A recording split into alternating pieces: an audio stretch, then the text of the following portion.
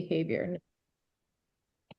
That sounds ominous. It's so you're on your best behavior because George is a brand new member and we don't want to scare him off yet. Uh-oh. George, vote.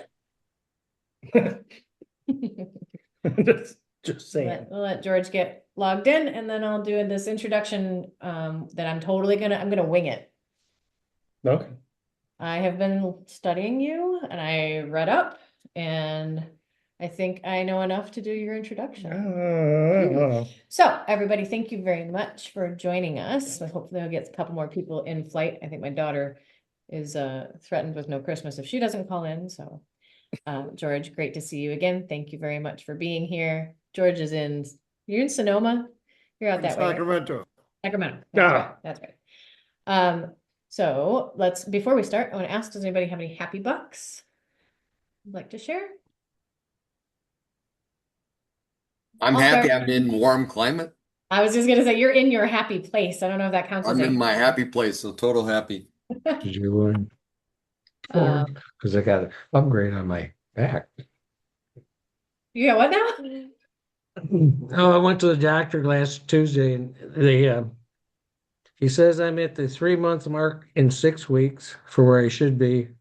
And then he upgraded. I can lift over 5. I can lift 15 pounds now and slightly bend and rotate. Can you shovel the yard now? No. Guess who's probably shoveling forever, 36 inches of snow? Because they much swishing of that beautiful woman to your probably right. Yeah. I need to go to your doctor.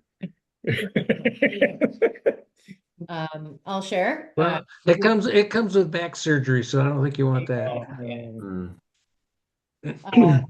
We just got back from Kentucky. We were at University of Louisville all weekend with our son graduating with his bachelor's in physics. I'm very excited about that. I think I told you guys before that was the easiest phone call he's ever had to his parents when he decided to switch majors from education to physics. Like, why are we even having this conversation? So very excited. You go, boy. One down. Yeah. One to go. We got 6 more months. Woohoo! Any other happy bucks to share? All right. Well, Mike Windle. Want to say thank you very much for joining us tonight. Definitely not against your will. You were not coerced in any way, shape, or form to join me, who is definitely not your wife. So, friends, most of you know Mike. Judy, new to you, and new to you, George. Mike is my fabulous husband of 25 years who kind of sort of fell into the wine industry when I was stationed in Monterey, California. And he answered a newspaper ad for a wine enthusiast. It was one line. Yeah. Wine enthusiast wanted. $10 an hour. And in the 90s, I could be excited about $10 an hour for about anything. So Mike started his wine career after actually working in restaurants since he was 13.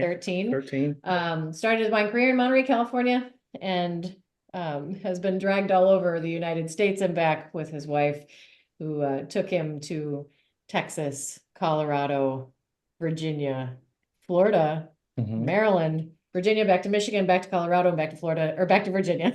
So we've been all over. So he has quite a wealth of knowledge gained through all of that, being in the retail space, being in import, being in distribution, and actually being on the restaurant side as well. So we invited him tonight. We appreciate you being here, honey, to walk us through some wines. And when we do these virtual wine tastings, what we try to do is provide you with some guidance on the types of wine, not necessarily the exact wines, because as Mike was saying, I think right before you called in, George, it's tough for everybody to get the exact same wines. So I hope that everybody is prepped. Feel free to ask questions as we go through, because your wine may be slightly different. You may be tasting different things. We're happy. He's happy. I don't know anything. Mike is happy to walk you through what you're probably tasting, and I am happy to sit here and eat gingerbread cookies while we do so. So with that, Mr. Windle, I will turn it over to you. Awesome. Well, thank you guys for joining and everything. Hopefully everybody had an easy enough time to find things that were I made it as generic as I could, kind of that whole thing. You could get just about anything. So we'll kind of run through it. And if you have different things, we can talk about them. That's easy enough. Did you? Yeah, you might share it. You might as well share that screen so they can see it. And then, boom, we can go down to the next, and then the next after that. So, so the first thing that we got today is we did. Open this. I put champagne, prosecco, cava, sparkling. Essentially, that's what I ended up doing. Is there a way I can just see that? So, no, don't worry about it. Anyway, be careful opening, obviously.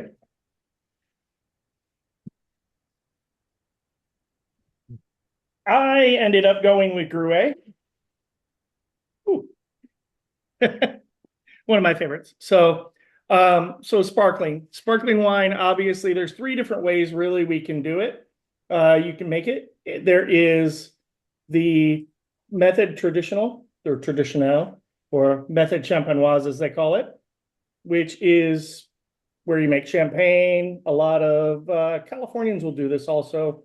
Cava will also do this, and that is essentially doing the fermentation in the bottle. So going over the wine real quick. Basically, I don't know who has Jerry, what do you have?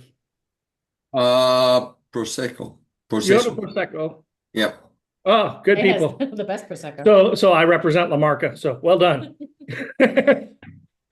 So Prosecco is easy. That is what's called a Charmat method. That's essentially they crush the grapes, they ferment the grapes, they do the second fermentation all in a big tank, a pressurized tank, and that will create the bubbles, and then they'll bottle it. This one is, I think this is, yeah, method champenoise. You'll see it sometimes down on the bottom corners. Method champenoise, or champagne type style. And what that is they will make a wine. They'll blend different wines together. They add a basically yeast and sugar into it to make, and then put a bottle cap on it, and that will do the second fermentation. And then they take the bottle cap off, put a little bit of sugar and more wine in there, and put the top back on, and that's what's called the dosage. And that's how the champagne does theirs. The other way, which we've all been regaled with, I'm sure, is CO2 injection, which is anybody ever had Andre? Oh yeah, Andre. Anything that's like $5, what they'll do is they'll inject CO2 into it. That's why when people say, "Oh, I get a horrible headache from that," yep, I would too. So you drink enough of it, you're going to get a really bad headache. So, questions? Anybody? No. Bueller. So what we did today was we paired it actually with prosciutto and melon. You can do any kind of salty meat, That and was prosciutto ones. I just rolled them up, made them easy. One of the easiest things you can do. Also, one of the greatest things is champagne. The two of the wines that we're going to do tonight are like sommelier's best friends. Champagne and Pinot Noir. When in doubt, we say sparkle it out or Pinot it out. It means basically champagne goes with everything. You didn't grab your Oreos. You're over there if you want. So they go with everything. Champagne also goes with some things that most people, I'll be honest with you, you see a lot of what we call wine consultants that are kind of not wine consultants. They're just people that are like, hey, I'm better than my other accountant in my office. And they'll tell you this is not couth to do. But this one over here, I introduced her to something, God, that's got to be 20 years ago now. No, because I wasn't old enough to drink 20 years. Yeah, probably not. Yeah. I'm kidding. I was definitely old enough to drink 20 years ago. Yeah, that's true. Actually, you were. Which is Oreos. Oreos and champagne are one of the greatest things. We did that last time. Yeah. Yeah, we did that last time, right? Yeah, we did. We did With Cava. Oreos and Cava. yeah, we did Oreos and popcorn. Oh yeah, with Cava. And then you have popcorn, any salty snacks, fried chicken. In fact, there's one of my restaurants that does a fried chicken night with champagne. That it's huge and everybody loves it. There you go, Jerry. So with champagne, as you can see on the thing, light, crisp, lemony. You can get some yeasty kind of things to it. You guys with Prosecco will get a little bit sweeter green apple kind of thing to it. It's a little easier to recognize on those ones. The white peach and things of that nature on theirs. Wait, I gotta change mine too. Yeah. I'm sorry. I'm not No keeping problem. up with the slides. She's not keeping up. There, That's all okay. right. So that's that slide is actually how champagne and cava is made. You can see they harvest and make just a regular wine. They just make just normal wine, and then what they'll do is they'll blend those wines to the flavor they want, and that's the style of the house. They make a style of a house, then they put what's called the liqueur in it, which is yeast and sugar, and then put cap back on. Bubbles go crazy because yeast likes that. Then you have then they say cork and cage. They shoot the top off, put the dosage in, and that's it at the end. Riddling just gets the yeast at the bottom of the bottle. With Prosecco, there's no need for it. It's a lot quicker of a method. You're talking between wine and Prosecco. Prosecco will be like, a couple weeks, month, and wine can be produced in years. So you're talking 2 years basically before the wine comes out, just like a normal wine. It'll be aged, everything will be done 2 to 3 years. But a Prosecco will be 3 to 4 months max, if that. That's why you see a lot more Prosecco. It's a lot more available. It's a lot easier to get, and it's still good. There's nothing wrong with it. Believe me, I sell quite a bit of that La Marca. That's for sure. Not Question. bad, actually. We threw a couple cranberries in ours. We cheated. We cheated. Go ahead, George. Yeah. I got this How because we much- had champagne last time. Sugar and wine do you have to add? How much does this dosage vary that you have It to? varies a lot. It depends on the house. So you'll see like this one I have right here is a brut. You'll see ones that say extra dry, which is actually sweeter than this.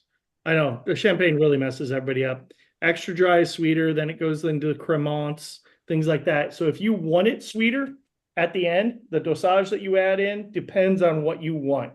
Some people will call it, there's some of these called zero dosage, which I will warn anyone, that is the geekiest thing that there is in wine. It's right up there with Pet Nat. It's really, really, really geeky because it's basically pure acid. I was gonna say, or is that is geeky code for really gross? Yeah, most people would taste it and they'd be like, "Oh my God, why is that? It's burning my lips." Yeah, because they will just not put a dosage in, and it's just straight out dry as you possibly can get. So if you want, you can add in we use 100-point measure, and basically like, okay, if you're at a 60-40, you want 60% sugar and a little bit of wine. But add that in there. And it's actually a liqueur. It's like a like simple syrup that they would add in. It's not going to be like granulated sugar. It's just going to be like simple syrup and wine mixed together, and they put it in there. And that usually will not. You'll see sometimes on very small occasions there'll be a little tiny bit of yeast in there that didn't die for whatever reason, or they get some on the lip or something, and it goes in, and you'll hear sometimes wine shops have a problem where champagne bottles will blow up, like boom, and that's because somebody left yeast in there and then added sugar in, and it's going to just create pressure until it goes. But yeah, it depends on what you want. If you want a sweeter wine, you add more sugar. And it's really as simple as that. It sounds way more simple than it should. So you just made it sound so It easy. is. It really, it's not an easy thing to do. There are guys actually, people will tell me, "Oh, I'd love your job," but some of these guys have these jobs that, like, there is a guy who, for Veuve Clicquot, their job is just to taste wine and make sure it tastes all the same, and that's it. That's their whole Okay. life. Huh? And the wine that's added is the same still wine? That there's Yeah, so they'll make in Champagne, I'll use them as an example. They will make Pinot Noir, Pinot Meunier, and Chardonnay grapes. They'll make a Chardonnay, they'll make a Pinot Noir, they'll make a Pinot Meunier, and just like Rombauer would or anybody else. And then what they do is they take that wine and then they blend them together to get what's the house style. Right. Vupico, everybody will say, well, they make 30 million cases. That's got to be like, that's so easy to do. It's incredibly hard because you got to remember everything's got to taste the same. So, so there's somebody deciding how much Chardonnay and how much Pinot Noir from each thing goes into everything so that 20 million bottles taste the same. And it's got to be just absolutely infuriating, to be honest with you. I would be, it sounds like a horrible nightmare to me. But, and then riddling is no longer done by hand. I mean, if you go to Champagne, you'll see it. Probably somebody will be there turning at 45 degrees every bottle. And there are like 2 houses in the world that actually have those guys. But now they're done by a big machine that turns just a little tiny bit every day, just a tiny little bit, and it gets the yeast down at the bottom. They still do and used to, like when it says riddling and disgorging, that riddling gets the yeast down at the end of the bottom bottle, and they will freeze that with nitrogen. And then they'll it's a bottle cap, and they'll open the bottle cap, and then the pressure of the wine will shoot that out, and it seals it right after that. Now they have a machine that puts the dosage in and seals it. But before, they used to have to literally pop a bottle. It would shoot out like at 100 miles an hour, add the dosage, and put the cork in at the same time. So it's not the easiest process in the world. And actually, it's kind of cool. Like this Champagne is kind of a cool thing because it shouldn't exist. It's basically if wine doesn't ripen, it can be made into a few things. It can be made into like fortified wine, sparkling wine, or you can just make bad wine, which a lot of people do.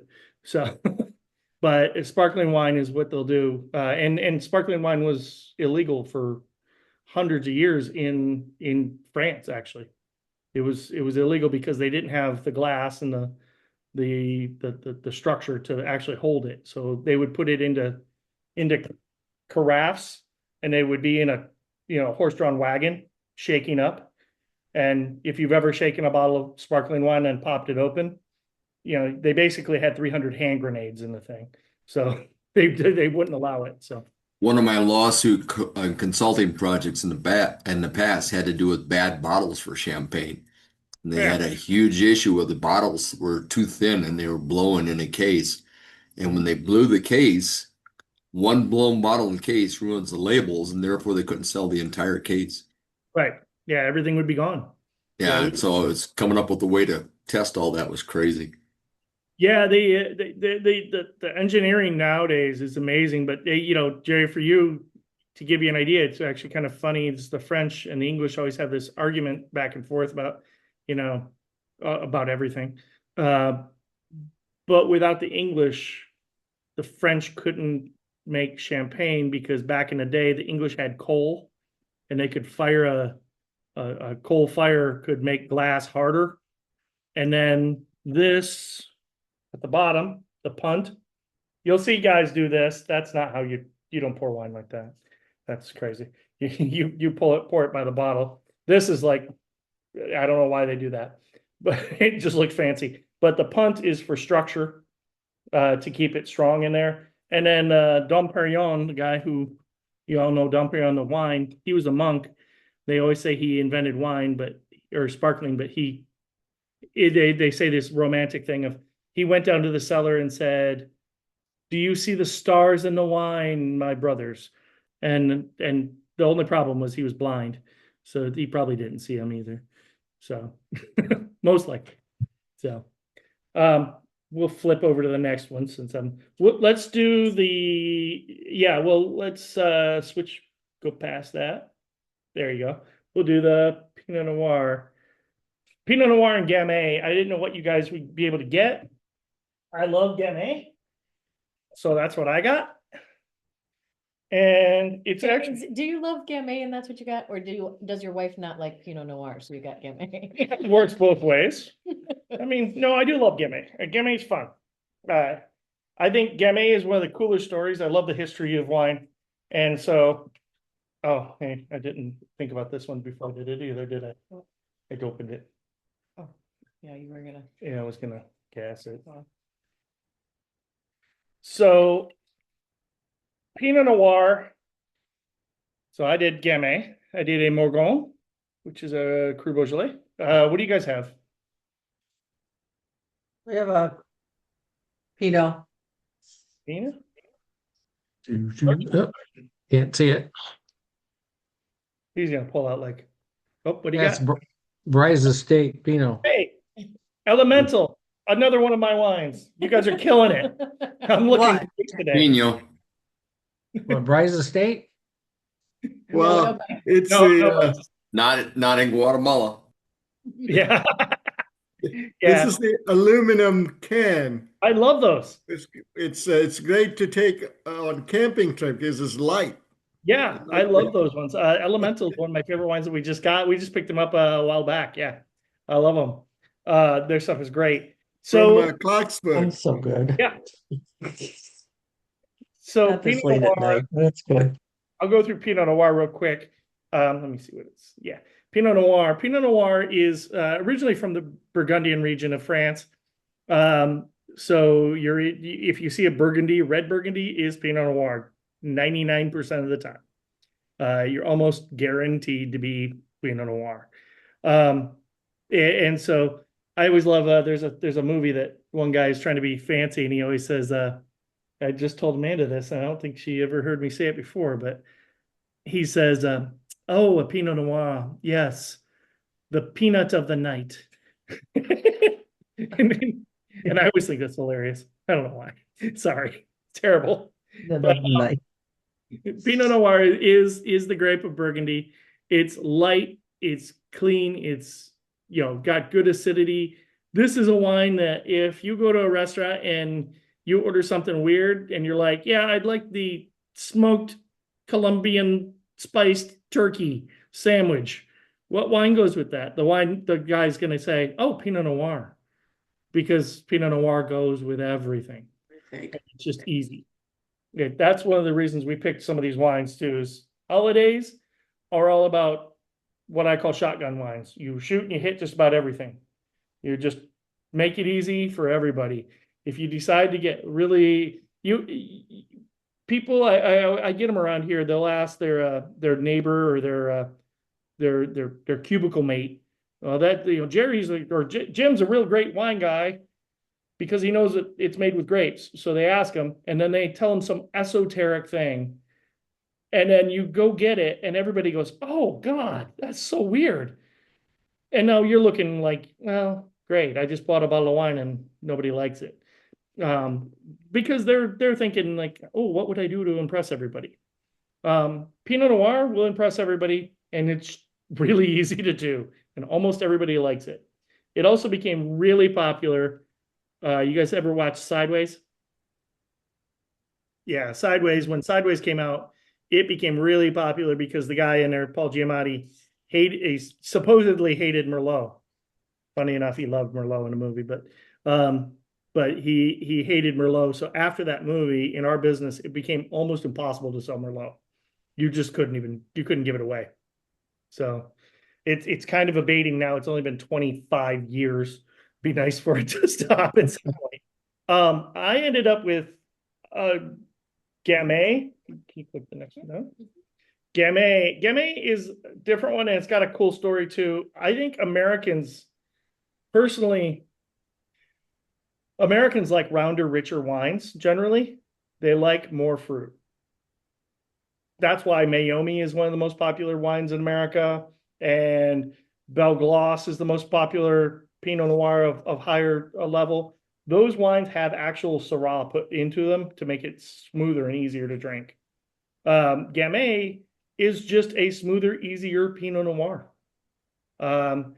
the story of Gamay goes back to Burgundy during the Black Plague. There was obviously people weren't tending their vines; they were dying. People were dying. So if you don't tend your vine, as George may know, if you don't prune your vines and tend them, they will mutate every single year. It'll change.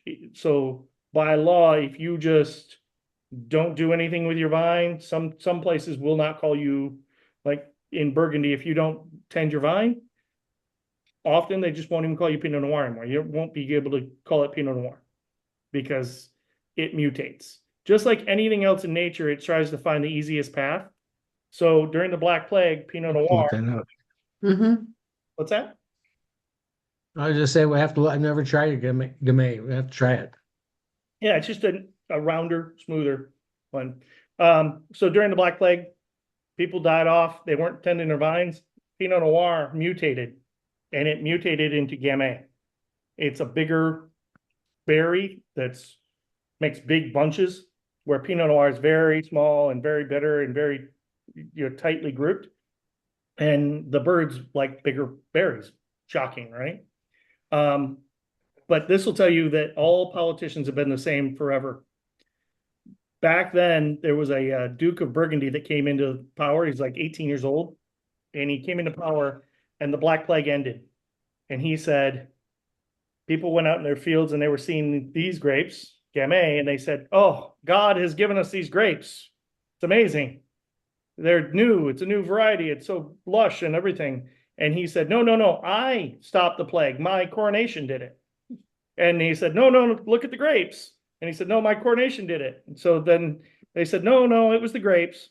God did it because he gave us these grapes." And he finally had enough, and he outlawed all Gamay and a few other grapes. So Pinot Noir and Chardonnay and Alagot were the only grapes that could be grown. So he just outlawed the grapes that God supposedly gave them. Wow. And took all the credit for stopping the Black Plague, like every good politician should. What did we mix with this one? Oh, we did. So we went really easy on this one with the Boursin, the cheese, and crackers. A simple cheese, simple spreadable cheese, crackers.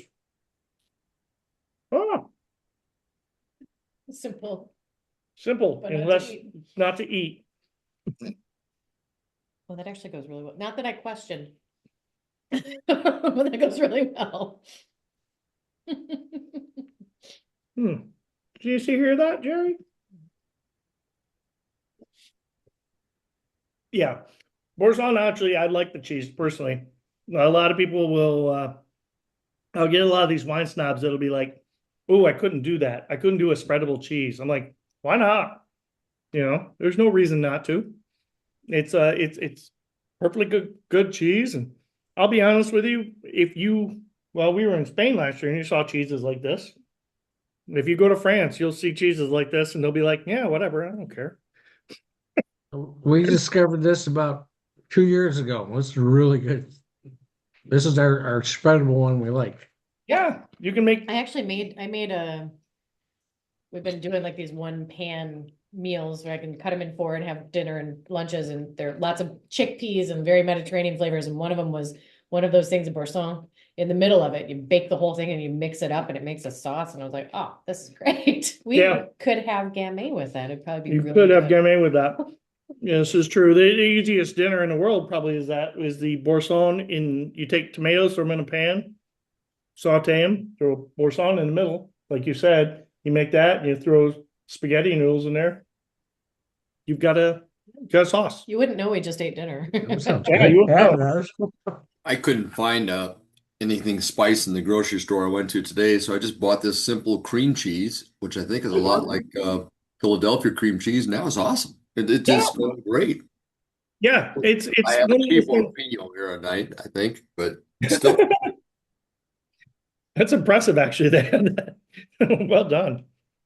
But yeah, it's Gamay is one of those ones that's just a little rounder, a little softer than Pinot Noir, a little bit more approachable. So if people like what is it? What I just said, Mayomi. if they ever have Mayomi, if any of your friends are like, oh, I love Mayomi, and you bring this is what's called a cru Beaujolais. It's got a name on it. It's Morgon is the area. And if you get a decent Beaujolais, you're good. I just probably would steer away from Beaujolais Nouveau unless it's the third Thursday of November. That's when they release it. It goes bad within like 2 weeks.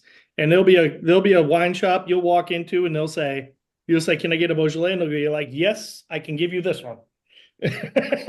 And they're just trying to unload it because it goes bad quick.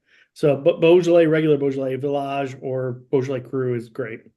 Easy stuff. So, any questions? Bueller. You're gonna try that though. Oh, yeah. Maybe we'll find that. Yeah, Myers should have it. Honestly, Myers has a pretty good selection, to be honest with you. They're pretty good. And you guys have Myers, and then there was a finer food store down by the other Myers down in Grand Haven. I can't remember the name of it. I can't Where's remember. that? By the Myers? In Grand Haven, there was another finer food store. I can't remember the name of it. Not Fortino's, but Fortino's would have it, 100%. Yeah, Fortino's would have it there. There's not much in the way of a wine selection up here in Muskegon, so I have to go somewhere else. Well, if you go to Fortino's, it's owned by good friends of ours. So Yeah, they're great people.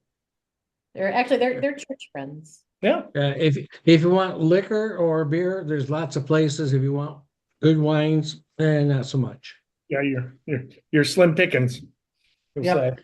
You're down to Chicago Playland if you want that. Yeah, exactly. All right, so we'll go on to the next one. Because I'm just trucking through here. Please stop me if you guys have any questions or want to know anything. Shiraz.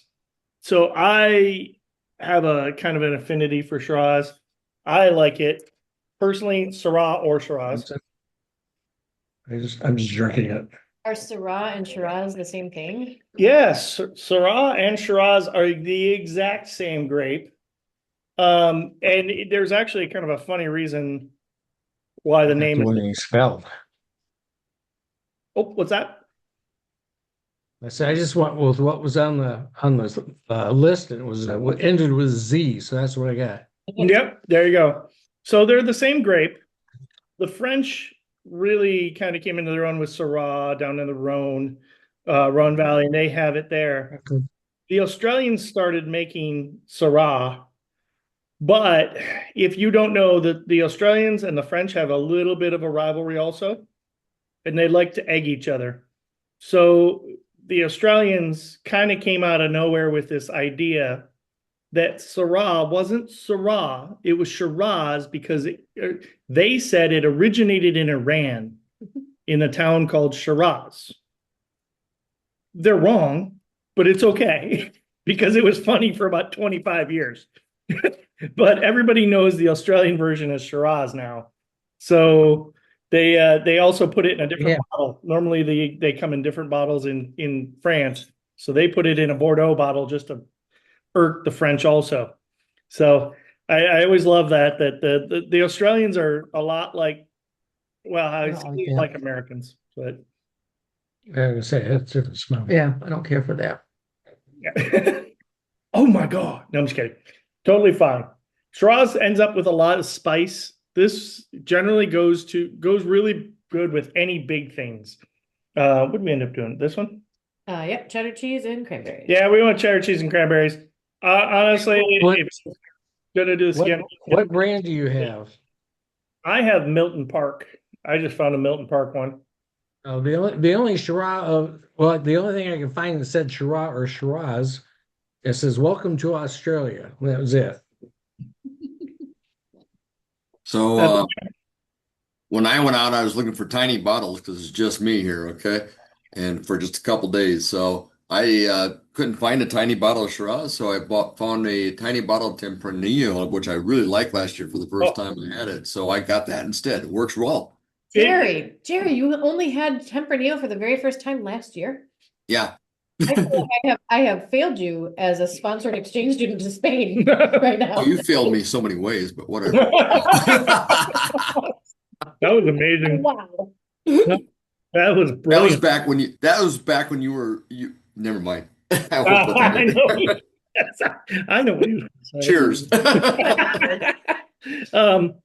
So yeah, so click to the next Oh, one. yeah, next picture. Mike's improved her taste. I shouldn't have. That was the thing, is when we first got married, she was like Sauvignon Blanc and sweet wines. And I was like, no, we've got to change this. And then over the years, she's been drinking these wines, and there are certain perks of this job I've ever had in my life. And one of them is, for about 18 years, I haven't bought wine. Normally, I don't buy wine too often. But especially at retail prices, never do that. Gas. No, it's all right. I'll finish it. It's not. But, Anytime somebody mentions sweet wines, all I can think of is Mogan David. Oh, It's kosher for Passover. yeah, there you go. Mogan David. It's MD 2020 is kosher, actually. Mad Dog 2020. Yep. Yep, that's Mogan David 2020. Here's one for you on that one. Sorry to diverge off this one, but Mogan David gets most of their grapes from Welch's. Wow. Yeah, Welch's grape juice. Leftover grape jelly, huh? Yep, grape jelly. You go. What gets Well, that's the Hallmark wine. story? So Shiraz goes great with any meats. Shiraz. I think it is the darkest wine. It can get the heaviest. Everybody always thinks of Cabernet as the heaviest wine. It really isn't. If you've ever had one of her favorite wines, is the thing called Dead Arm, which is a disease in a vine, but they call it that. But Dead Arm Shiraz, and that is just big. It's monstrous wine. It's giant tannic thing. You have to have a steak, basically, for it. But Syrah can kind of go the gamut. You can have it very delicate. Berries. Have it with duck or something like that. It can go all the way to steak. Berries. Those will go good in The salad. cranberries? Yeah. I don't make salads. I know. We paired it with just a cheese and cranberries just for fun. Just kind of an easy, simple little thing to do. You can, to give you an idea, just as something else, if you took this and you stuck it on a, decent little sausage, you'd be rock star right now. Yeah. If you can get off of there. Can't get the cheese off of the thing. So.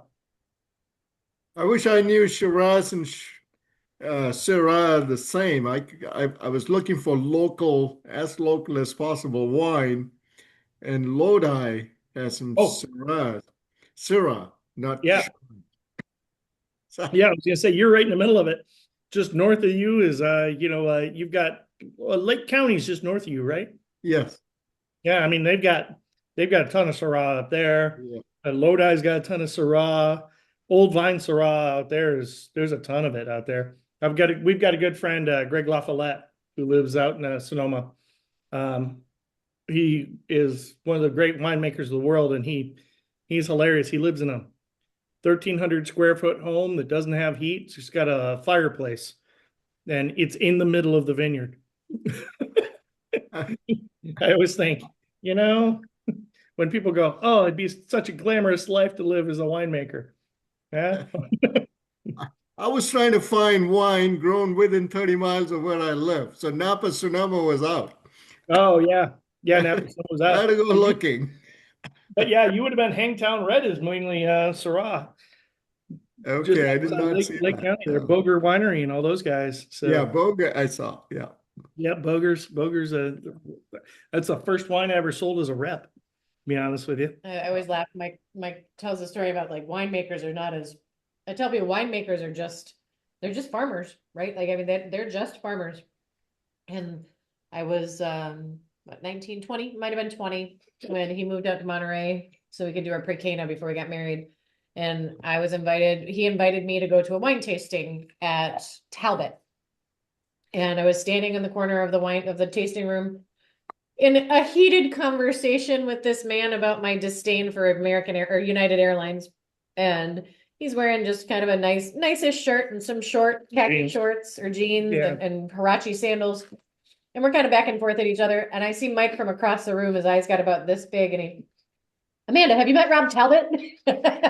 So, but you never would have known that this was Rob Talbot, like the patriarch of the Talbot Vineyard here that I was standing at. But He he's also, just a farmer, right? yeah, he's a farmer. He's funny too because they own. If anybody wears ties, they may know Talbot ties. Talbot ties are 80 to $300-$500 a tie. Wow. They're very, very expensive ties. Rob Talbot is a hippie who I've never seen wear a tie in his whole life. I've heard that name. Good man. Yeah, never seen him wear one tie in his life. And he still has a VW bus from the 60s that he's kept around forever. So yeah, that guy and his son had dreadlocks. So the family that makes the $300 This is ties, probably worth $300 man. Get trim me off. they never have the ties. So yeah, so Shiraz is your bigger one. If anybody's doing like a beef Wellington, things like that, easy one to do. Cab is great. Don't get me wrong, I love it. But if you've got 3 or 4 dishes sitting on a table, that's the thing with holidays. There's a table full of food, and it's all kinds of different things. You might have cheese spreads. You might have prosciutto and melon. You might have cheese and cranberries. You might have a beef Wellington on the table. What can you put in your glass that kind of goes with everything and isn't gonna bother anything? Pinot, sparkling, definitely Shiraz. Can you grab the reason? And that's the easiest thing you can do. Those guys right there. Now the next one, we're gonna move back up here. Also goes almost. Also, I would tell you guys, try the different things with different things. So I just tried the Shiraz with the cheese spread, and that was great. That rocked. That's killer. And honestly, the sparkling with any of these would go well. Just take a drink. That's how we rinse. Rinsing the wine glass with wine. Everybody always thinks rinse with water. We always tell people is never rinse with water, because water has chlorine and it changes it. If you're judging wine, which we're not. Well, I mean, you're judging me, but it's a whole different story. All right. So one of my favorite wines is Riesling. It's one of my first things I ever fell in love with. This one is S.A. Prum. It's blue. It's called Blue Slate. It's a Trocken Riesling. Boop, boop, boop. There you go. That's what I grabbed. Just happens to be one that I represent, so a little easier to grab. Riesling is one of those ones that you'll hear people, if anybody ever tells you they're a wine person and they say, oh, Riesling is terrible, I can't drink it, it's horrible. They're not a wine person, because Riesling can do everything. It's really amazing. It can go from the driest of the dry to the sweetest of the sweet. And it's the godfather of all wine. Jerry, is that a beer? No, it's trying to figure out what grape it is. It label says, well, the company is Pata Negra, and it says Rueda. Oh, it's Rueda de Verdejo. It's Verdejo. Yeah, it's Verdejo. Yeah. My choice was this or a big bottle of Riesling. So Yeah, you're all good. You're all good. Rueda will actually go with everything. Maybe not the gingerbread cookies, but we'll let that's okay. I couldn't find gingerbread cookies here for the life of me. Shocker. The only thing I could find was this huge gingerbread house kit. Oh, you should have done it. Hey, So what do I mean, come on. risk off biscuits. Oh, that'll Awesome. go well, actually. Yep. So the next slide I put down, I threw this up here, and this is where most people this is an easy guide for German wines, really. German Rieslings. Now, if you get American Riesling, I will tell you 98% of the time, we're looking at what's called Spätlese, Spatlese, Spätlese. And that is, what we say in that middle is the category of PDO wine. What we would call it is sugar content at time of pick. The minute they pick it, they test it in a refractometer and they categorize it. And they say, oh, this is dry. This is Cabernet. This is a little sweeter. This is Spätlese. This is Auslese. Going all the way down. Once it gets to Baron Auslese, you're talking all really sticky sweet. And Trocken Baron Auslese at the bottom, you might even be able to put that on your pancakes. I mean, it's that sweet. It's maple syrup, basically. It's real sweet. Oh, It's as sweet as it gets. Almost nothing cabinet level. I mean, you're talking like in the United States, probably 1% of the German Rieslings that come to America are cabinet or even Trocken. Trocken is dry. So they're almost nothing's dry that comes to the United States. And I asked, you just got a dry Riesling out of it. Yeah, I'm serious. yeah. yeah, I mean, there are some, you'll see them, but as a whole, like as a whole category, it's about 1 to 2% will be dry. You'll see them in different restaurants and different places, but this one will say like Riesling dry Mosel. This one's not that sweet. They're not that dry. No, this one's like, oh, I'd say dry green apple. Maybe you think something else. Right now it tastes like a windmill cookie. Honestly, there's no wrong. I will tell you this is the first time I tasted wine back when I was in Carmel, California. I knew absolutely nothing. And my bosses were all like basically master somms. They were all top level, the top of the top for wine. And the very first wine I tasted was a Dolcetto from Italy ever. And I tasted it with them and they asked me what I tasted. And I said, it tastes like Flintstone vitamins. And you saw 3 sommeliers look at me like I had 3 heads, and then they all went, and they tasted it, and they went, well, he's right. It actually does taste like Flintstone vitamins. He's like, you're correct. So that's when you got the job, right?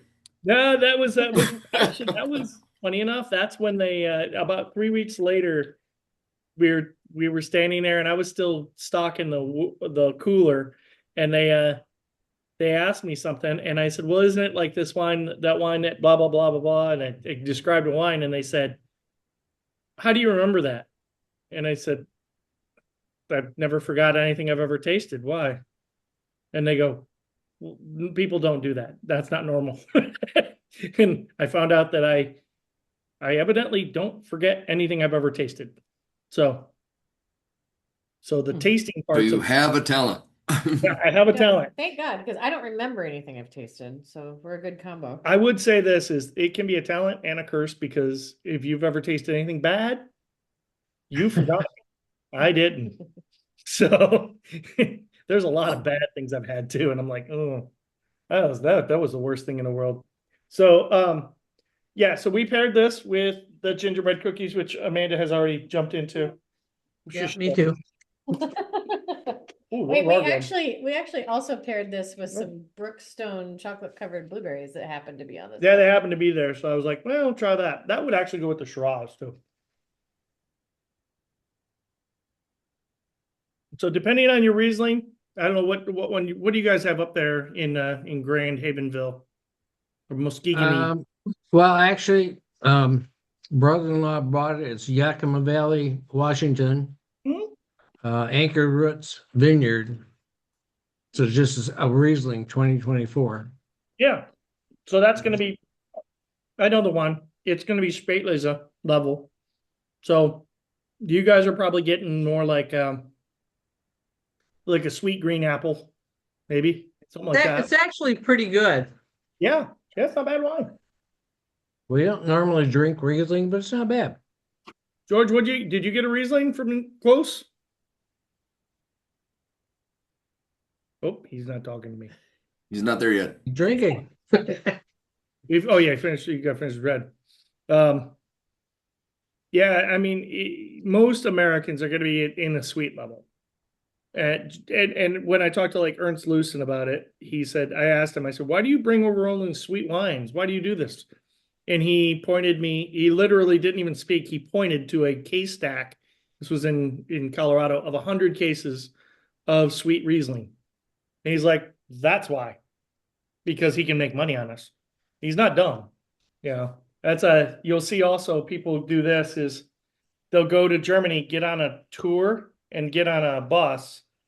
And then they say to me, they'll say, no, I went on a tour. They only gave us sweet wine.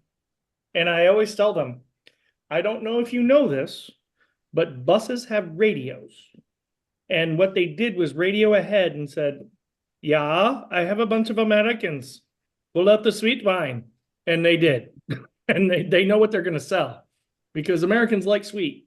We do. And we like rounder, sweeter wines.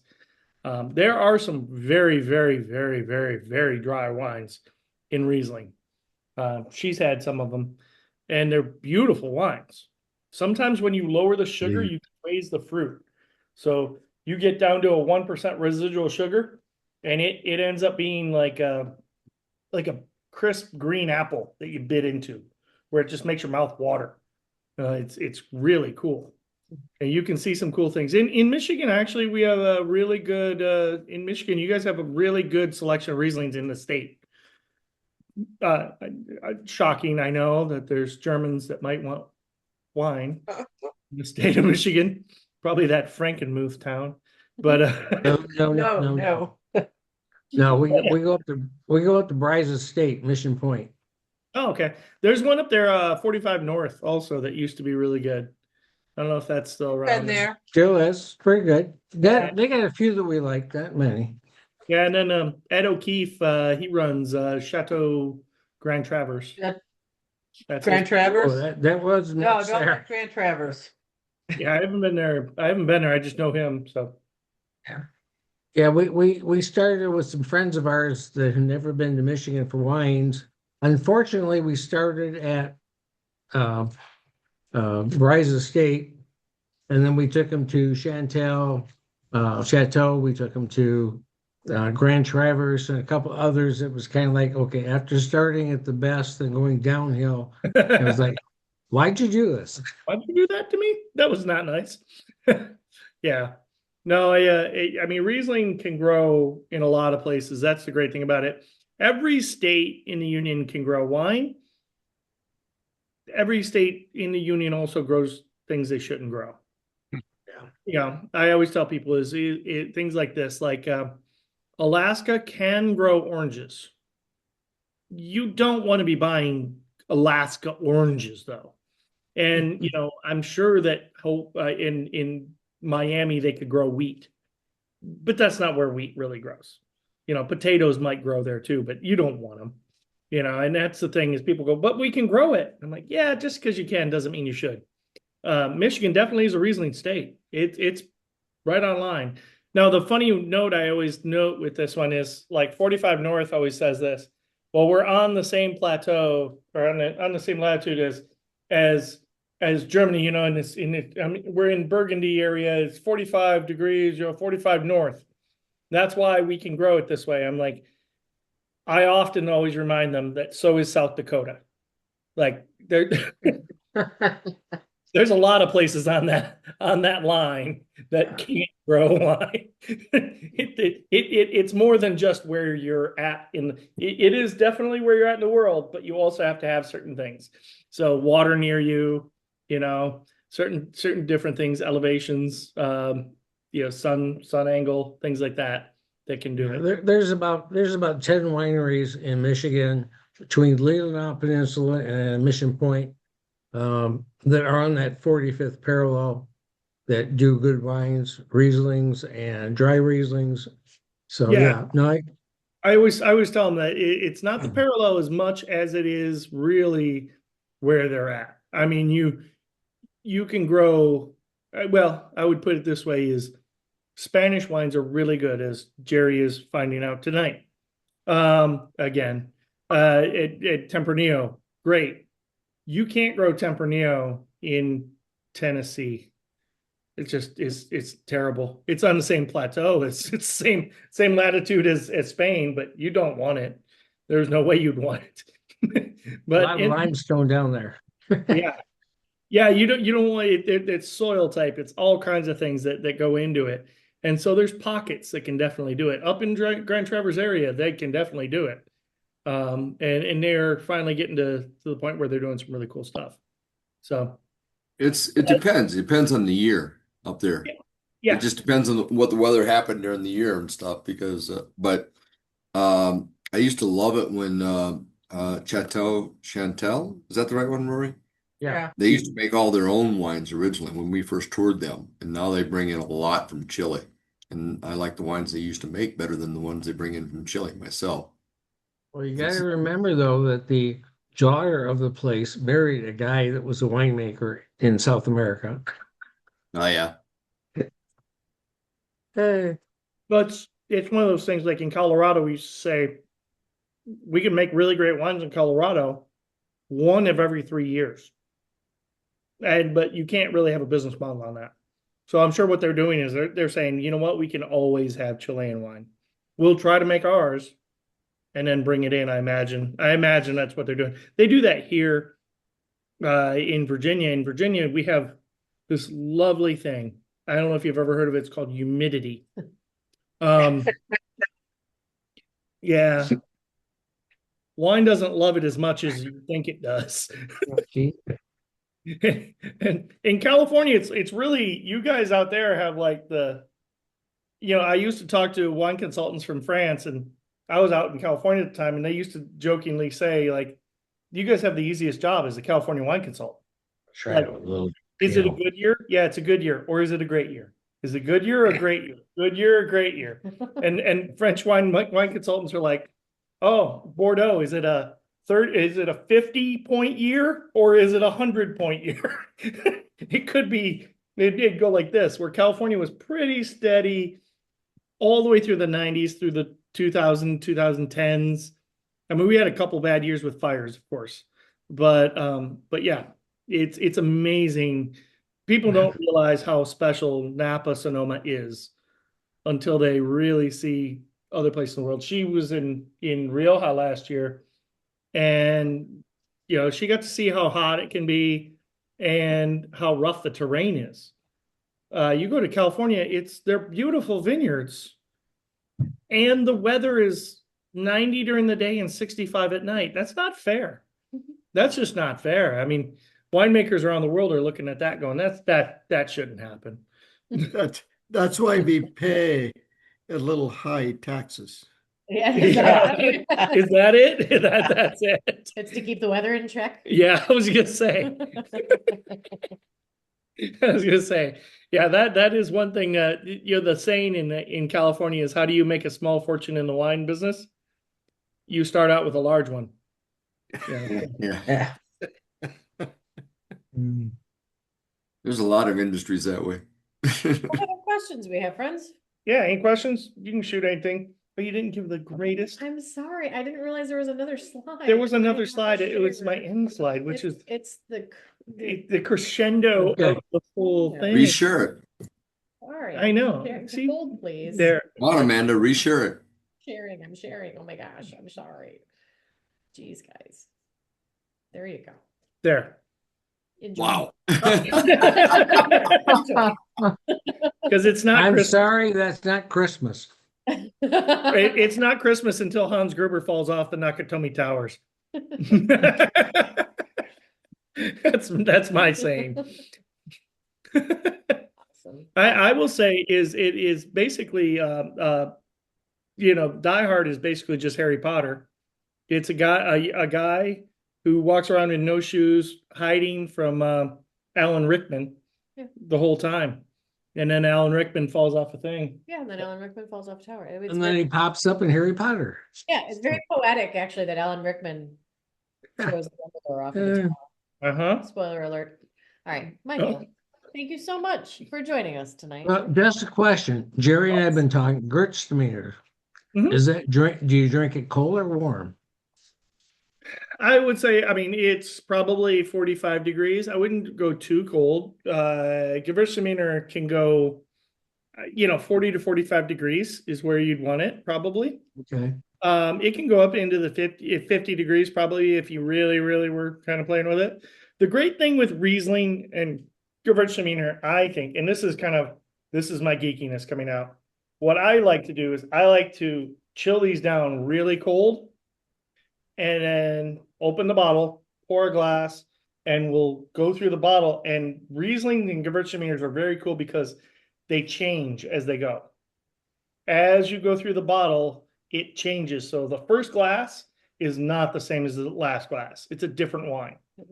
Because Cool. of the. Is that because it warms up, or is that because it just your body changes with it? No, it warms up. It warms up and it releases basically different aromas, different feels. So it gets softer and rounder and more complex as it goes. So, it might That may be that may be the reason too. some people prefer it warm. Yeah. Yeah. Some people will prefer it warm because they like that style. Some Mhm. people like it cold because they like that style. And it's very cool with Rieslings, especially. I think they're the granddad of all wine. As you go through the wine, it changes and it evolves and it moves and it kind of like it's a living thing. And it's really, really cool.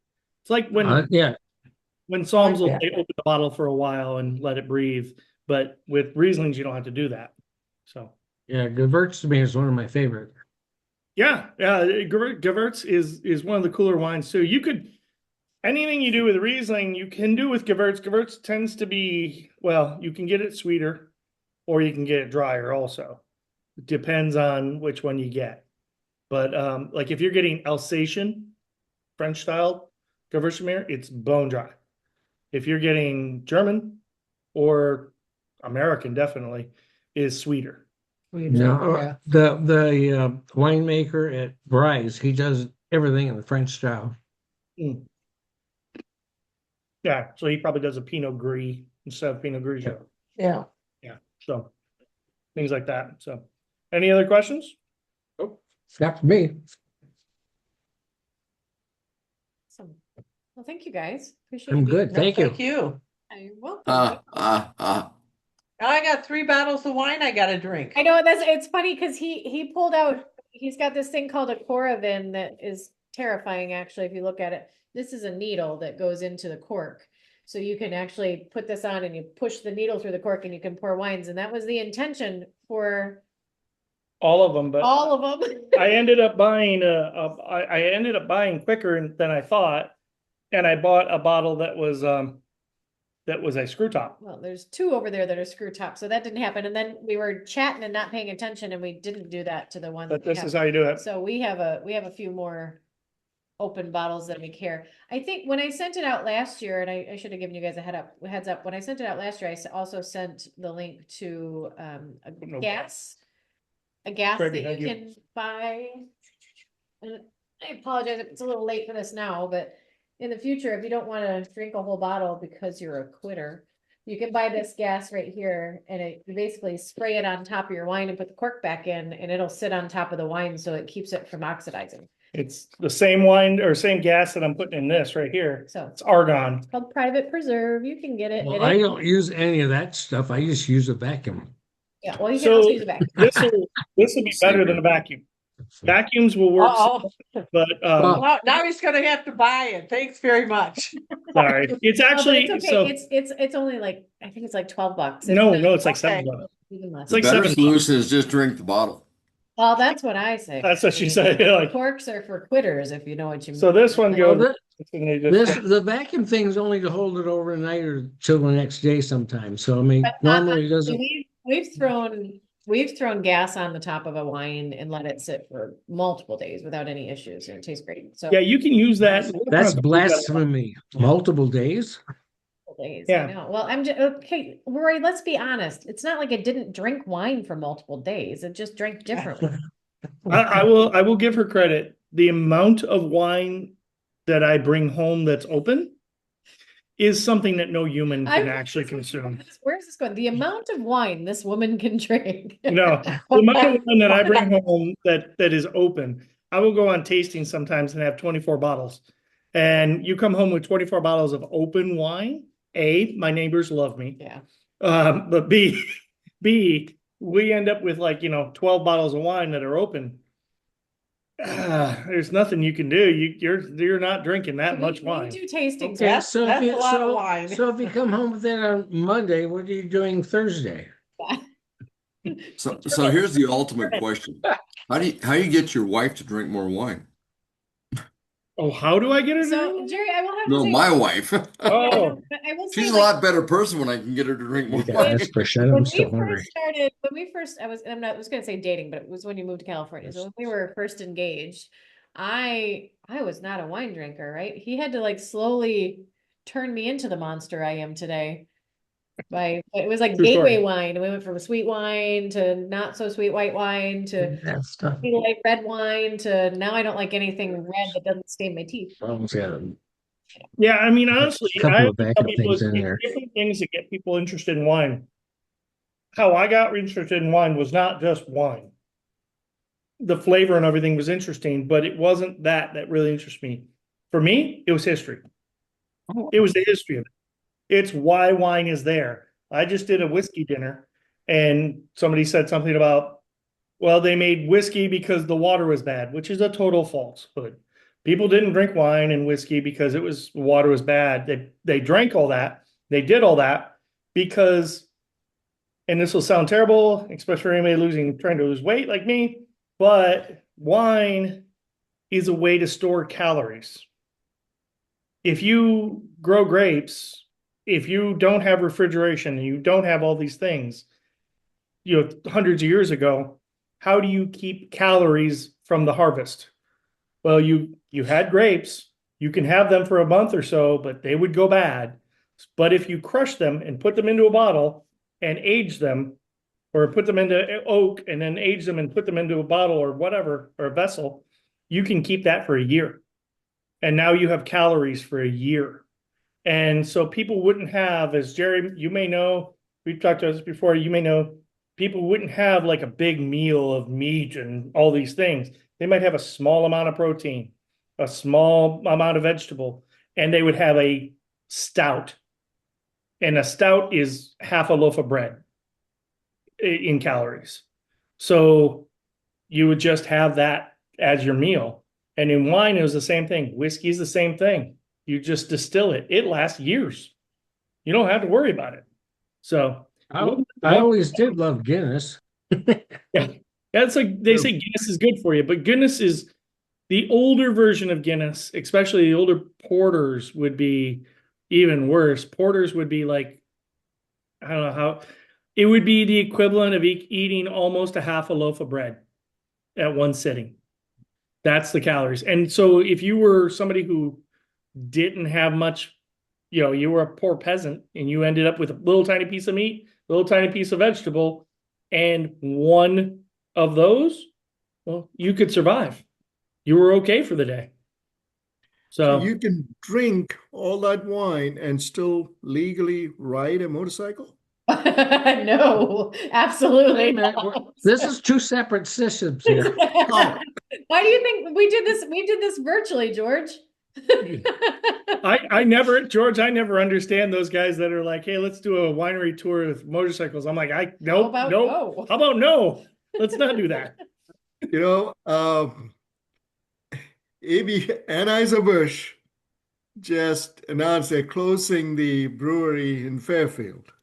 Oh, Yeah, and in my Rotary Club, not this Rotary Club, my American River Rotary Club, there's one woman who just retired from ABV, and she was saying the reason is people are consuming less. they are It's 100%. beer and wine, both are feeling it. Yeah, beer, wine, and liquor. All of them are feeling it. Yeah. Yeah, we in fact just signed on with another company called Ritual, which is non-alcoholic spirits. So we do a whole line of non-alcoholic spirits now. You're seeing the industry change a little bit. I think it goes ebbs and flows. It ebbs and flows. It always does. You see, before 2000, in the 90s it went up. In the 80s it was way down. It was hard liquor, but it wasn't wine. And so you would see that type of thing. And before that it was beer, 100% beer. See So what happens when you legalize marijuana? that's a funny Maybe thing. that's why I don't see too many motorcycles out there. So they just switched. That's Yeah. good. I'd rather they were not motorcycles. It's actually interesting is some of the places are making like Las Vegas did this, Jerry, is how they did it, I think is the way it's going to be in the future is Colorado just said marijuana legal, whatever. Where Las Vegas, what they did, or Nevada and Las Vegas in particular, said all marijuana licenses are tied to alcohol licenses. So Oh, wow. a liquor distributor had to be doing the marijuana licenses. So the company I work for does do that out in Las Vegas. We sell legally, we sell marijuana to the things. And why they did that is because we're already used to federal regulations of control. Yeah. We get it. We understand that like everybody's been briefed on who not to sell to and who to sell to and only sell to a vendor that's approved and things like that. Where Colorado just kind of let it go, like, yeah. And it was just like this craziness. You're seeing that a lot more. In fact, Virginia's talking about that right now. And they would just do every single alcohol vendor could get a marijuana license if they wanted it. But you couldn't just like Jerry Jackson just go, I'm on a marijuana license to distribute. They'd be like, yeah, no. You don't have the infrastructure already. We have the controls and everything, so you don't break into a liquor wine company's warehouse, so yeah, it is 100% changing. You're seeing it change a lot, and I think you'll see some of these brands go away. I think there's going to be probably a purge of brands in the next 10 years. So. Da-da-da, da-da-da. Well done, Jerry. Well done. You were holding out on me all these years, man, big time. I love this. Oh, Tempranillo is one of my We got to favorites. get Bryce Estate to start. If I ever go somewhere and I don't recognize anything on the wine list, the Tempranillo is where I go. One of my favorites. It is my favorite. She has a guy, Ariel, which we tasted the last time, which we had here that last time. I think she has a crush on him. He's like No, I have a crush on his wine. There's a difference. So we have drank. I can't venture to guess how many bottles of this wine we have drank. A few. Mike's about to prove this is the this is the cork board that Maggie made out of the wine that we have drank. Is this all Ariel? Ariel. Okay, Yeah. she did that last Christmas. We've drank at least that much since then. Anyway, so we walked into this winery in Spain, in tiny town just outside of Rioja, Spain, Pesquera. And he has this beautiful brand new facility. And it's very shiny and very, very modern. And he was telling me all about it. And he got done and he stopped and I looked at him. I said, and you're welcome. And he said, what do you mean you're welcome? I said, I paid for this. But that was one of those cool ones that, I think we showed you guys last year. That was the one where we went down into the cellar, down into the original wine cellar that's from the 900s. Yeah. The archaeologist said before it was from the 1100s. And then Epi, when he came back into town this last year, told me, no, they redated it. Evidently, it's the 900s. I'm like, was it your family? He goes, I don't know. So that was cool. But all right, friends. Thank you, Mike. Thank you so much. We're over time. Awesome. I feel like everybody's having a good time. So thank you very much for being here. George, great to see you again. Glad to have some West Coast friends again. But does George ride too? George rides too. Yep, what do you ride, George? I have a Kawasaki Eliminator. It's an entry level lightweight cruiser. Yeah, I know. It's a gateway. It's got 2 wheels. It's awesome. It's 2 wheels. It's good. Yep. It's even awesome with 3, but it's awesome. I'd like to try out some other bikes. Feel free to come out and we're just outside of Washington, D.C. and we have too many bikes in our garage. So there's no such thing as too many. Although I got to tell you, Debbie's starting to harass me about having 2 bikes again. Well, we've got 3 and we have a 1-car garage that's become 3 motorcycles and 1 beer fridge garage. So Jerry, did you ride to Guatemala? No, I want to, but it's kind of dangerous, the route I'd have to go. Yeah. And my bike's a little bit big for down here. I have a The, bike for the, you, Oh, the Jerry. cobblestone streets and stuff are a little bit No, different you down just here, need a man. Royal Enfield. That's all Royal you Enfield need. Himalayan. I got one for you, Jerry. There you go. There Now, you go. Mike, Rory rides a Goldwing, Jerry rides a Goldwing, and George and me and you, we ride real motorcycles. Yeah. Lori's not laughing. But mine is comfortable and quiet. Blah, blah. I have cruise. Boy. I have a gas gauge. Whatever, you guys. Does Mine, yours I come can't with outride dog the in the back? transmission. Oh yeah, yours has a reverse gear, doesn't it? Mm-hmm. All right, friends. All right, well, let's see. Jerry, would you like to lead us in the four-way test to end our meeting tonight? Right when I got food in my mouth. I know, I did that on purpose. The five-way test of the things we think say or do. First, is it the truth? True. The truth. Second, oh my God, is it Is fair it fair to all? to all concerned? Third, will it build goodwill and Build better better friendship?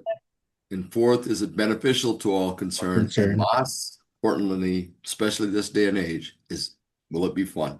It'll be fun. And number And six, the silent number 6, will we get caught? Well, it's only fun if we don't get caught. I think that's redundant, Rory. All right, you guys, thank you. awesome meeting. Thanks so much, Mike. Oh, No no problem. meeting, no meeting next week, correct? Nope. Holiday week? All Give right. out We have feedback. no meetings now until January. In fact, I don't have any speakers scheduled. So if you guys got some ideas, hey, pop them to me. I think we should do. I had a blast last week. We had a low turnout, but last week when David talked, I really enjoyed that. And so I love hearing how people grew up and what they do in their lives and stuff. And so, George, hint, hint, hint, hint. Hint, hint. And everybody else is I'm thinking of maybe I don't know how writing at to all Phoenix. how Mike grew up. I'm I sorry, George. What was that? I will plan on that, but yeah, I don't know what I'm looking at writing to Phoenix. I'm thinking I After the go down first to of the year, LA George. and then take I-10 Oh, to nice. go to Phoenix, Wow. and this may Just be a be good careful, time to because I've ride taken, because I've it's not too taken hot. I-10. I've taken I-10 this time of year and ran into some nasty weather, so Was be it careful. dust storms or? No. Oh, yeah. 10 when we took to Texas. Texas. Mhm. Yeah, we ran into an ice storm. Yeah, nice one. Ice storm. Ooh. Ice storm. Yeah. Pull up the Weather Channel right now. The West Coast weather is not nice. Oh, My most interesting I-10 story was I was working down there on an accident, okay? It's a depantsing story, a self-depantsing story, okay? I'm in the middle of this interstate in the middle of San Antonio, Texas, and measuring out the accident scene. And I had a theodolite set up, which is a big electronic measuring device, basically. And all of a sudden, my legs are burning. I had stood too close to a fire ant hill. My God, I had those pants off just as fast as you could get to get those damn things off me. And there's people going by laughing, knowing exactly what was going on. Jerry, I-10 sucks. yeah, Jerry, And, his pants, Jackson. and, Because I- and Jerry, you may have figured it out. The fire ants have a system. They wait for all the ants to be on you before they start biting. And the first one bite that is pretty damn close climbs to your leg, important don't parts, bite. man. No, they wait. Yeah, the first bite is pretty damn close to important parts. I think so. Is 10 where Mushrooms. 29 Palms is? No. Well, yeah, kind of down that So way. 29 Palms, I loved going down that way because when I was stationed in Monterey, we went back home to Michigan and then we went back I restationed to California or to Texas. You go right past 29 Palms Marine Base and you go under an overpass or you go in an underpass and it's under Heat Seeking Missile Avenue. I was like, I don't want to go fast there. I'm just gliding. I did have one question, but I can deal with it on email. I saw the mail from Chris Jones today about the writing in, I think, IFMR in the Nordic capitals. Yep. Yeah, I just had some questions about how to get a bike. Actually, A send me an reasonable email cost. and I'll copy you when time comes. One of the guys I rode with in India lives right there in Denmark. A guy named Jacob I don't remember his last name, but we have a question out to him, what is possible for renting bikes?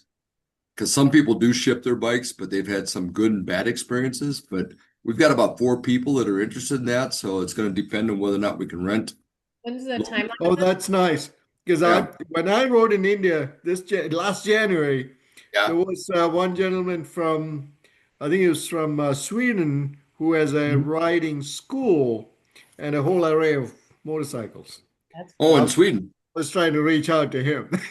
Okay, if you learn something, let us know. Okay, let me know as Yeah, I well. will. There's about 4 people now that have written since this afternoon, since Chris's email, and they're asking all the same thing. If we can do this, what's possible for renting a motorcycle? Yeah. So, fortunately, most of the rides around the world that put together a group like that generally already have a source for motorcycles. But this is kind of odd. This one's a little bit different, but it sounds extremely interesting. Hey, Yeah. Jerry. Yeah, I looked up when we were in Spain. I looked up renting motorcycles there. The only thing I could find really was they had a lot of enduros, Mhm. like my bike, like the Triumph Tiger, things like that, the BMWs, things like that. They had no, like, Harleys were not a thing. Harley, Maybe, what the Yeah, you hell's don't- that? You really don't find Harleys anywhere besides Yeah. the United States. Not really. And good Yeah, luck. people want them if you can ship them. They want them, but Yeah, yeah. well, good luck if you're 5'2" renting a motorcycle anywhere. That's all I gotta say. Actually, the only Harley Davidsons you can find here in Guatemala are repurposed school buses.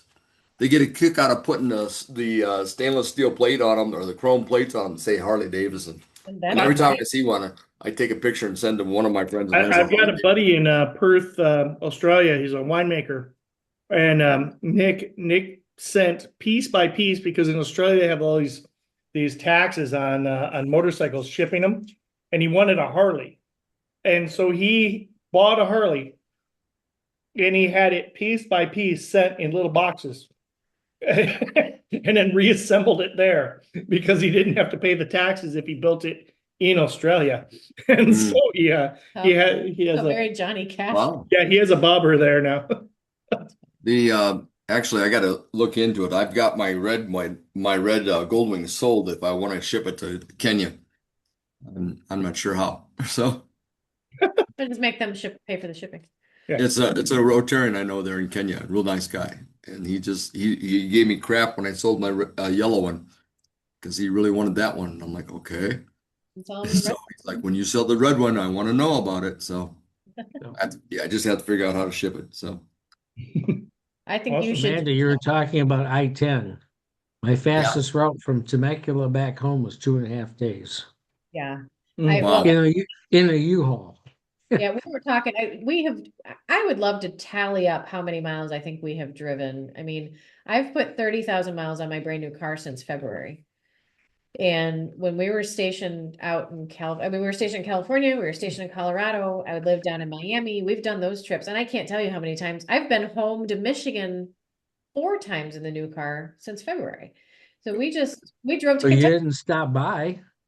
We were on the wrong side of Michigan. We were in Alpena, actually, most recently. We jokingly say in this area, I'll talk to other people who are military spouses and stuff, and I said I was driving to Kentucky, and they said, I can't believe you're driving to Kentucky. And somebody else said, oh, military spouse, right? And I said, yeah. They said, yeah, 8 hours. That's nothing. That's just In Michigan, we don't talk about miles, we talk about hours. Hours, right? 100%. Yeah, we never do. That's No. what we were talking on the way back from Jonathan's this weekend. Louisville, I think it's like 470 miles or something like that. Yeah. And Maggie down in St. Augustine is close to 700, maybe 700. over 700. I swear I would rather do that drive any day. It's literally, we don't jokingly, we get onto 95. So from our house to 95 is about 30 miles. We get onto 95 and then it's like in 710 miles, turn left. And then we're at Maggie's house. Whereas going to Jonathan's house, it's like up through Maryland, across the Cumberland Gap on 68 and through the mountains of West Virginia. And so it's just, I hope he doesn't watch this. yeah, 150 miles here in Guatemala is like a 12-hour drive. Right, So exactly. That's even in Spain. I mean, we put you're 3,000 lucky. on the rental car in Spain, and people thought we were nuts. Yeah. We said we were going to Rioja, and they were like, what? I'm like, I mean, it's like 5 hours. It's no big deal. What are you talking about? So, That was the first time Judy and I went to Alaska. We stopped at Whitehorse and we were going to uh, Eagle Creek in Alaska, or just south of Alaska. It was like, okay, well, hey, it's only, I think it was 300 miles, if that. So, well, we'll see you in about 5 hours. Well, Lee says, yeah, we'll see you about 8 o'clock tonight. Like, nah, we'll be there 3 or 4 hours max. She says, we'll see you when you get here. Yeah. Yeah, well, as soon as we cross, we made good time until we hit the one river, crossed the river, and then the road was like this for the next 180 miles. Yeah, yeah. Well, that's why we joke at the miles. So my nephew's here from Spain, and I drove him to Maggie's. He wanted to go to a soccer camp at Flagler down in St. Augustine, and he waited till the last godforsaken minute to tell me that he'd been accepted to the camp. So I found out Wednesday, and so I was like, well, I guess on Thursday night we're gonna drive. So we drove, I guess Friday morning. We drove Friday straight down 95, like nothing like seeing the entirety of the eastern seaboard in 12 hours as your first trip in the United States. But he was just like, wow, it's so big. I'm like, yeah, bud, you're not seeing anything. Like if I were to take this boy on 70 and go west, I think he would lose his mind. Yeah, Jerry, Like, I had a rugby, I was playing rugby in Flint. We had a guy from Manchester, England come over and play with us. And I said to Neil, I said, where do you want to do this weekend? And he says, I want to go to LA. Wow. I said, okay. Which airplane? Yeah, I don't think there's any flights for that. And he says, why don't we just drive? And I said, Oh, wow. because it's going to take a week. He was like, it can't take a week. Yeah, it can. really Yeah. can. We had the Sorbonne actually come in New York, and they were supposed to play us. They came in on a Friday and they were supposed to play us on Saturday in Flint. And they did not understand how far New York was from Michigan. And they got into Pennsylvania and were like, what did we get ourselves into? And called us and said, can we make it Sunday evening? We're like, yep. And so they took another day to get there, and they went, America is so big. This is ridiculous. They missed an opportunity because they could have come right across at Niagara and taken the 401, and the speed limit's 100. Kilometers. So It's 100. who has done the LA to Phoenix section of I-10? We have. Oh, yeah. We have. Yeah. It's in winter. I'm planning to go next week. Yeah, it'll be fine. It'll be fine. It's not It'll be bad. dry. I've been reading up. It said there shouldn't be any snow, and No, it'll be windy. That's all. Life's an adventure, and if you get the opportunity to change the trip, do it. We actually did our Good our trip. 25th is next week. And I know. And our honeymoon was driving back from Holly, Michigan to Monterey, California. The first Wow. week we spent in beautiful Fort Wayne, Indiana. And we The Holodrome. at the Holodrome.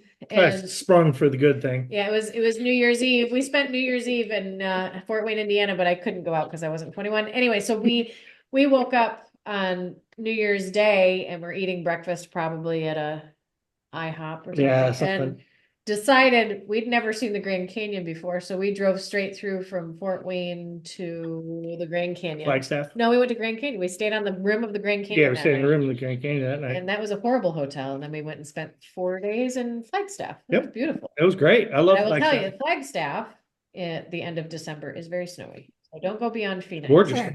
Well, no, that's up north. I That's know. not right. Don't go beyond Yeah, Phoenix. that's 40. Yeah, so Amanda and Mike, it's kind of cool watching you guys on the screen here because your position, for whatever reason, for Zoom on me right now, you're on the opposite sides on my I keep screen. looking at him, but I'm looking away. So yeah, it's pretty cool. That's But, kind of funny all the way around. So yeah. Alright, guys, I apologize. I gotta go do board slides. So Oh, sorry. BORED slides for our BORED meeting. I got a board report to write. All right. Thanks again, Mike. Appreciate you. Love you. Love you guys. Thank We you love very you too, Mike. Love you. Take care. Merry Christmas, everybody. You too. Thanks, guys. Merry Thanks so much. bye-bye. It was a blast. Alright.